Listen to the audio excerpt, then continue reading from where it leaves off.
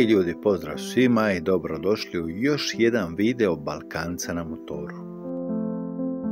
Ako vam je ovo prvi put da ste na mom kanalu, pa dobrodošli. A ako se znamo od prije i pratite me već neko vrijeme, moram vam reći da je ovo zadnja epizoda ovog divnog putovanja kroz praznu Španjolsku koju smo odvozili u 7. mjesecu 2024. godine. No prije nego što nastavimo sa videom, želim se zahvaliti svima vama koji ste me pratili kroz ovaj period, a vama koji ste tu prvi put želim reći, molim vas zapratite me, jer 75% vas koji me gledate niste još kliknuli na to dugme koje kaže zapratiti.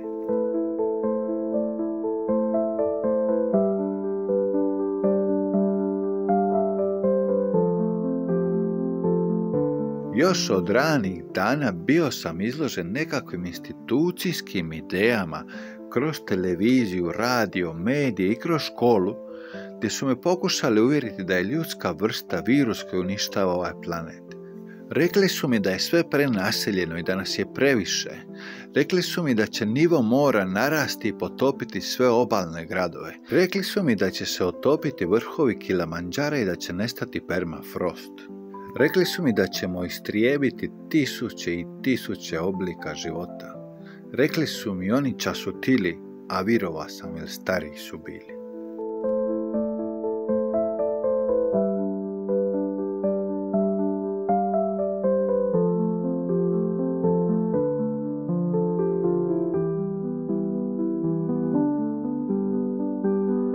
Ali kako more nije poplavilo obalne gradove u zadnjih 35 godina i kako se sva katastrofalna predviđanja nisu ostvarila, doveo sam u sumnju tu ideju da nas je previše na planeti. I odlučio sam da osobno provjerim tu teoriju istražujući španjolski teritorij.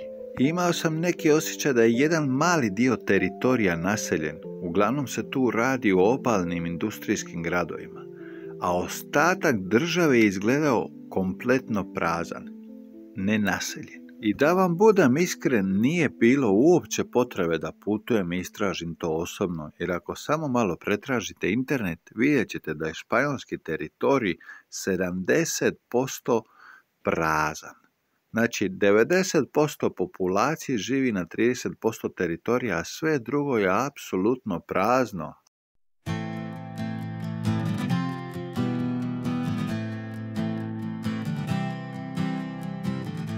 Otresi prašinu, ti sada znaš, sunce na zalasku, ja napuštam tvoj grad.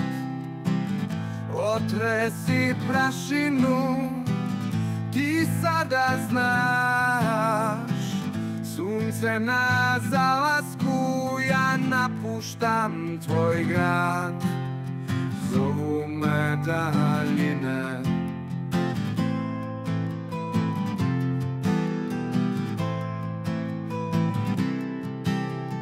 zovu me daljine. Da, iako internet govorio da je Španjolska prazna, ljudi nekako i dalje vjeruju da nas je previše na planeti. Zato sam i napravio ovo putovanje da dokažem da nas nije tako puno i da zapravo ima prostora ko u priči što kažu. A ako se pitate da li ćete sve to vidjeti u ovome videu, pa odgovor je ne. Za to imate 65 epizoda na ovome kanalu koje se nalaze na jednom playlistu koji sam imenovao Putovanje kroz praznu Španjolsku. Ljudi, odgledajte to pa sami donesite svoje zaključke. A ako se pitate o čemu se radi u ovome videu, pa evo i sami vidite. Imam puno kadrova drona koje sam htio spojiti u jednu cjelinu i podijeliti s vama. A dok budemo uživali u ljepotama španjolskog krajolika, tu i tamo ću baciti neku verbalnu intervenciju i podijeliti s vama moje mišljenje o svemu ovom.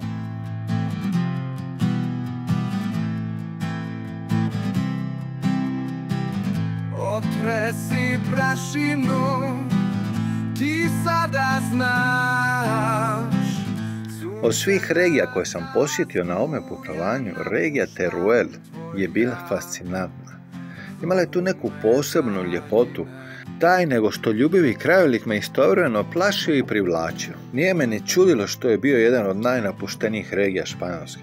Ko bi tu živio? Pogledajte kako to izgleda, kao da smo na Marsu.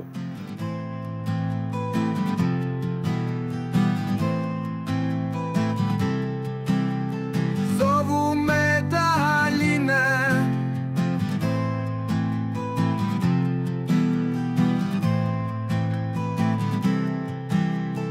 zovu me daljine.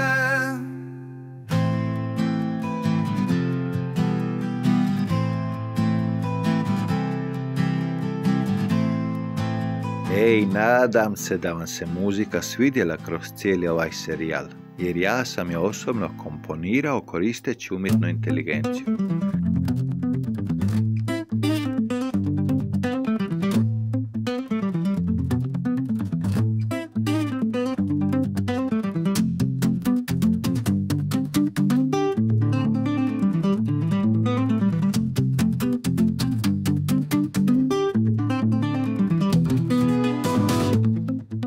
Moram vam priznati da je ovo putovanje bilo poučno u svakome smislu. Između ostalog mogu reći da sam stekao puno iskustva u vožnji motora, pa izgleda će na kraju naučiti voziti. Što se tiče video zapisa, rekao bi da je montaža, zvuk, muzika, pa sve nekako uznapredovalo. Daleko od toga da sam neki profesionalac u tom pogledu, ali daću si slobodu da sam sebe potapšem po ramenu. Kažu da putovanje od 10.000 km započinje jednim malim korakom.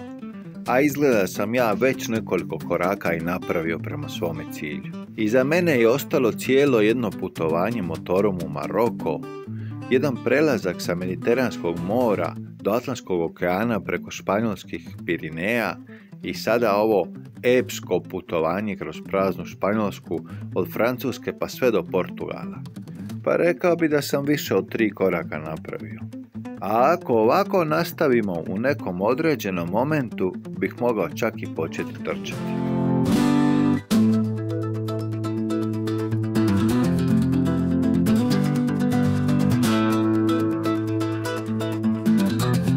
A ako ste do ovdje stigli sa ovim videom, znači da i vi želite trčati sa mnom.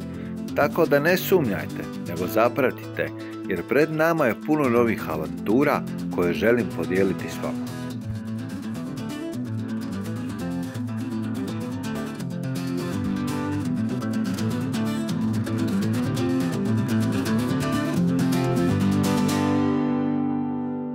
A ako se pitate šta možete očekivati od ostatka ovog videa, pa da vam odmah razjasnim. Nisam imao namjeru završiti ovaj serijal ovako, ali kad smo već tu, pa zašto da ne? U nekih sljedećih 6 do 8 minuta trebalo bi se sve razriješiti. I daleko od toga da ćete vidjeti sve što sam dronom snimio na ovom putovanju, jer nažalost skoro pola materijala je moralo biti obrisano da oslobodi mjesta na karticama, pa tako da od onog materijala što je ostalo napravio sam izbor jer nije sve vrijedno vaše pažnje.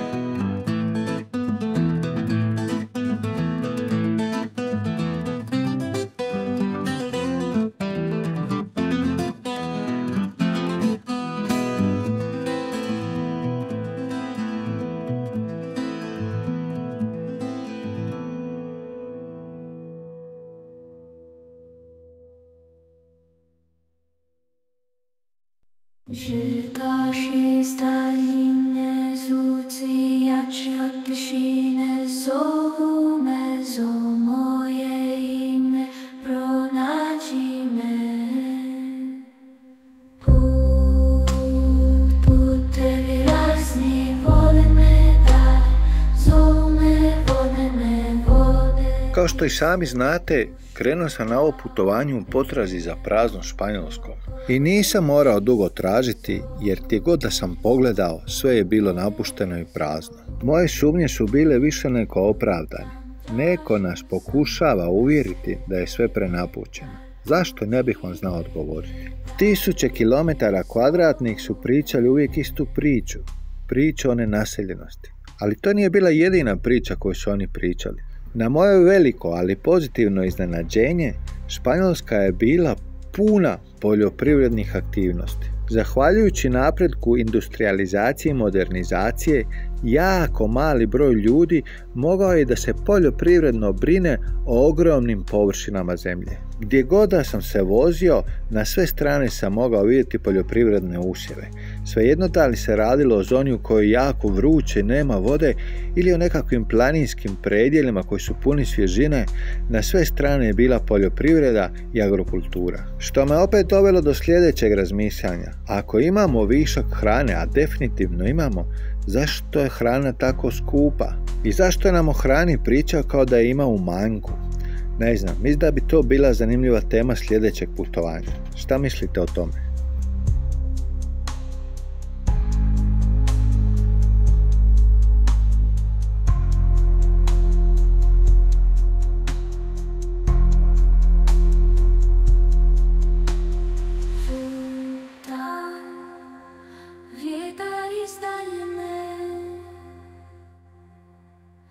Zvuci jači od tišine, zovu me, zovu moje ime, pronađi me,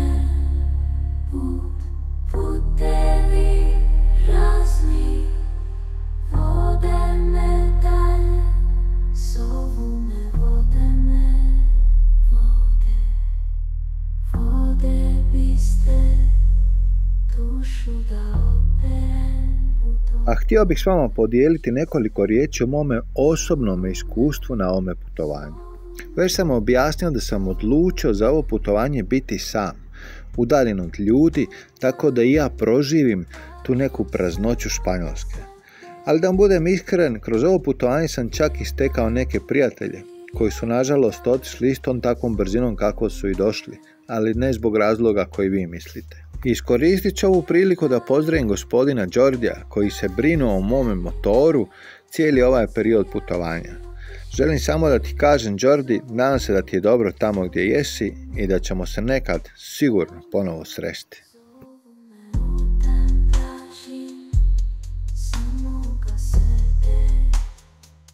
A što se mene tiče, ono što je počelo kao neka manja aventura sa mojim putovanjem u Maroko, počinje da se pretvara u stil mog života. Ne moram vam puno objašnjavati da se osjećam ko bubreg u loju, što kažu, ili da mi je pala sjekira u med. Svaki put kad krenem s motorom negdje, osjećam se da idem doma. Zanimljiv osjećaj. Još kao malo dijete sanjao sam o tome da putujem po svijetu, da naučim različite jezike, da upoznam kulture, probam druge hrane i slušam neku drugačiju muziku. Tako da bi putovat motorom moglo biti neko ispunjenje sna.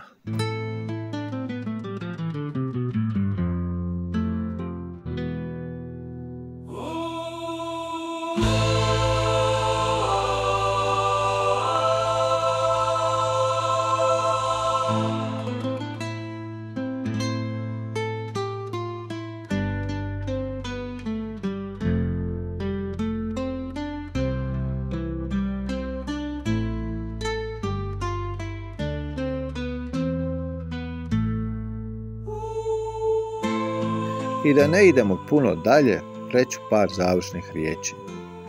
Naučio sam toliko toga o samome sebi na ovom putovanju da sam iznimno zahvalan za priliku koju mi daje život.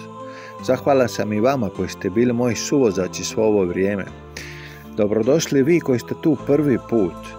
Ako želite gledati još ovakvog kontenta, ljudi, ništa lakše nego zapratiti, pa da bude nekakvog poticaja i za mene i da kanal lagano raste. Ja ću svejedno da pokušam da se ponovo bacim u neku zanimljivu avanturu i da je dokumentiram. Gledali me vi ili ne. Isto tako ću da nadodam da ni jedan od mojih video zapisa nema skript, da nikad ne znam šta će se desiti na putovanju, a isto tako nikad ne znam na koju ću stranu krenuti kad počnem meditirati i kako će video na kraju izgledati. Svi tekstovi su improvizirani, sve što vam pričam dolazi iz moje duše, iz moje osobe. Ono što bi ovdje rekli, pred vama stojim gol. Nemam ništa za sakrit, nemam ništa za odglumit, nemam ništa za isprovocirat. Jednostavno sam tu da podijelim ovo znanje koje stječem sa vožnjom kroz različite krajolike. Ako je barem jednom od vas sve ovo bilo korisno, pa ja se osjećam više nego zadovoljno. Rekli ste mi da me gledate umjesto vijesti, rekli ste mi da sam dio obitelji, rekli ste mi da me gledate sa drugih kontinenata i pozvali ste me praktično na sve strane svijeta da dođem u goste. Nikome nisam rekao ne, ali još nikome nisam rekao ni da. Ali nemojte se iznenaditi ako jedan dan počnem govoriti da, jer možda ste baš vi razlog mog sljedećeg putovanja. Možda ste baš vi ono što će me povući da odem na neki određeni dio svijeta. Tako da ljudi, nastavite da mi pišete, nastavite da komentirate, nastavite da dajete vaše mišljenje i savjete, jer više su nego dobro došli. I kada sam sam u ovim visokim planinama ili u nekakvim spaljenim ravnicama, znam da ste vi sa mnom. Možda niste tu pokraj mene, ali znam da neki od vas razmišljate aktivno o tome što se događa u mom danu i što se desilo u putovanju. Svima vama puno hvala. Ljudi, vidimo se u sljedećem videu Balkanca na motoru. Veliki pozdrav!